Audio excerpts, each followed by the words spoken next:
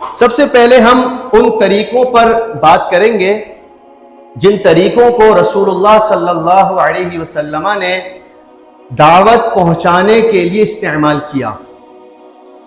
تو میں اس حوالے سے یہ بتانا چاہوں گا کہ رسول اللہ صلی اللہ علیہ وسلم نے اللہ کی بات کو پہنچانے کے لیے ہر اس طریقے کو اختیار کیا جو اس زمانے میں اس معاشرے میں رائج تھا، بشرط ہے کہ اس میں کسی قسم کی اخلاقی اور شرعی قباحت نہ ہو۔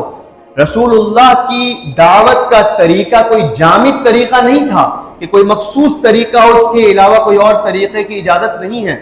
یہی وجہ ہے کہ قرآن ہمیں اس بات کا تو حکم دیتا ہے کہ تم لوگوں کو درست بات پہنچاؤ، امر بالمعروف اور نہی عن المنکر کا فریضہ سر انجام دو، لیکن وہ کوئی طریقہ متعین نہیں کرتا کہ دعوت پہنچانے کے لیے یہ مخصوص طریقہ ہے، اس طرح دعوت ہوگی تو قابل قبول ہے، اس طریقے پر اور طرز پر دعوت نہیں ہوگی تو وہ مردود ہے۔ قرآن ایسا نہیں کہتا۔ قرآن ہمیں کہتا ہے کہ تم ایک بہترین امت ہو جو لوگوں کو نیکی کی دعوت دیتی ہو، برائی سے روکتی ہو، خود خدا پر ایمان رکھتی ہو، لیکن نیکی کو پہنچانے کا، برائی سے روکنے کا طریقہ کیا ہو؟ قرآن اس سے خاموش ہے۔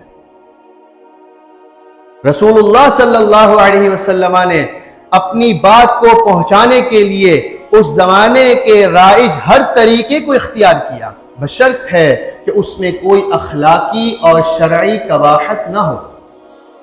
آپ علیہ السلام نے اپنے خاندان بنی ہاشم کو دعوت دینے کے لیے انہیں اپنے گھر پر مدعو کیا، ان کے لیے کھانا تیار کروایا۔ جب سب کھانا کھا چکے تو آپ نے اپنی دعوت دینا شروع کی۔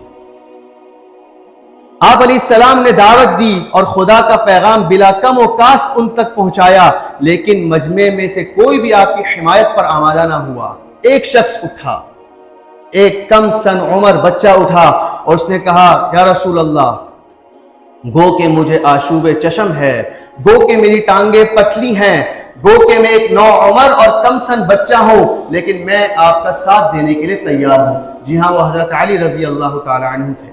اس پورے مجمع میں جس شخص نے آپ کی حمایت پر آمادگی کا اظہار کیا وہ حضرت علی تھے۔ اگرچہ حضرت علی پہلے اسلام لا چکے تھے، لیکن آپ نے اس وقت مجمع میں بھی اس کا اقرار و اعتراف کیا۔ آپ علیہ السلام بنفس نفیس مکہ اور طائف کے سرداروں کے پاس تشریف لے گئے اور انہیں حق کی دعوت دی۔ آپ علیہ السلام موسم حج کے اندر مختلف خیموں کے پاس جاتے اور انہیں خدا کا پیغام سناتے۔ آپ علیہ السلام نے اپنے نمائندے مختلف سرداران کے پاس بھیجے اور انہیں اپنے دین کی دعوت دے کر دین کی حمایت پر آمادہ کیا۔ آپ علیہ السلام نے خطوط لکھ کر لوگوں کو دین کی بات پہنچائی۔ بڑے بڑے سرداران اور بادشاہ وقت کے پاس آپ نے اپنے خطوط کے ذریعے دعوت دی۔ الغرض، اس زمانے کے تمام رائج طریقوں کو آپ علیہ السلام نے اپنی بات کو پہنچانے کے لیے اختیار کیا، بشرط ہے، پھر اعادہ کر رہا ہوں، اس میں کسی قسم کی اخلاقی اور شرعی قباحت نہ ہو، داعی کو اپنے مقام سے نیچے اتر کر دعوت نہ دینی پڑتی ہو۔ اور اگر کوئی ایسا طریقہ اس وقت رائج تھا جس میں کسی قسم کی عقلی اور شرعی قباحت تھی، کوئی برائی تھی، تو آپ نے اسے مطلقاً ترک نہیں کیا۔ آپ علیہ السلام نے اس برائی کو ختم کیا اور اس کی درست بات کو لے کر اسے دعوت کے لیے استعمال کیا۔ میں اس کی مثال آپ کو دے دیتا ہوں۔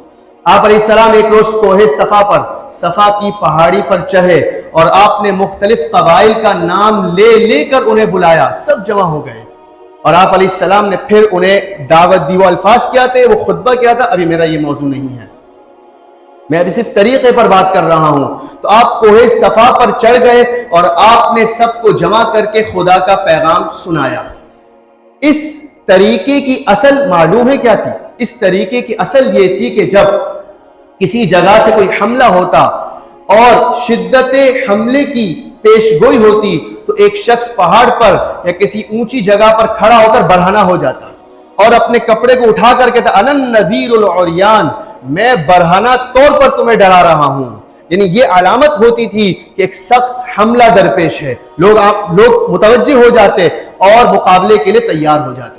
آپ علیہ السلام نے یہی طریقہ اختیار کیا، لیکن اس کے اندر جو اخلاقی قباحت تھی، کپڑے کا اتار دینا، برہنہ ہو جانا، یہ سخت بے حیائی کی بات تھی.